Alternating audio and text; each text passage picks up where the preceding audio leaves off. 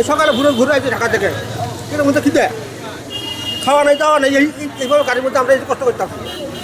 এই নিয়ে আপনারা জানেন এই যে আন্দোলন, এই যে এই ধর্মঘট, এটা কি? এই সাধারণ পাবলিক আমাদের যদি এইভাবে ভোগান্তি দেয়, এই যে রোদের মধ্যে, যেরকম আমার বাতিজা স্কুলের বাস নিয়ে ওইখানে আটকে পড়ছে, এটা তো নিতে হবে নাকি?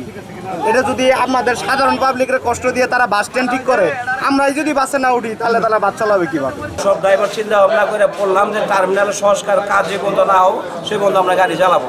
এই টার্মিনাল সংস্কার করব, তারপর আমরা গাড়ি চালাবো। এটা বেহাল দশাটা তো একদিনে হয়নি, অনেকদিন যাবত এটা। তবে আমরা চেষ্টা করেছি এই অর্থ বছরে আপনার প্রকল্প বরাদ্দ করার জন্য। আমরা ভবিষ্যতে কিন্তু আপনার গ্র্যাজুয়ালি আমরা পুরো ইয়েটাই আমাদের 24 কোটি টাকার প্ল্যান আছে আমাদের এই বাস টার্মিনাল নিয়ে। আমরা এই বছরকে 80 লক্ষ টাকা দিয়েছি। পরে আমরা গ্র্যাজুয়ালি পুরো ইয়েটাই বাস টার্মিনালটা আমরা প্ল্যাটফর্ম যেটা সেটা আপাতত আমরা করে দিব। তবে আপাততভাবে আমাদের প্রকল্প অনুমোদন হওয়ার আগ পর্যন্ত একটু সমস্যা হবে। তবে এটাও আমরা চেষ্টা করবো এটা কীভাবে আমরা সমাধান করা যায়। নির্বাহী স্যার এখানে আমাদেরকে বলছেন যে ডিসি সাহেবের সঙ্গে কথা বলে উনি একটা পদক্ষেপ নেবে।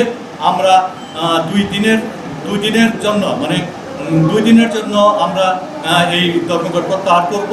যদি 2 দিনের মধ্যে যদি এটার একটা সুরা না হয়, তাহলে আমরা আবার সেই পুনরায় আবার আমাদের যে মানে টার্মিনাল যে পরিবেশ, এখানে গাড়ি রাখা যাচ্ছে না, পুনরায় গাড়িগুলো রাস্তায় চলে যাবে। এটা আসলে আমাদের যারা আছেন, আপনারা যারা আছেন, আপনারাও জানেন যে এখানে মানে দাঁড়ানোর কোনো অবস্থা নাই।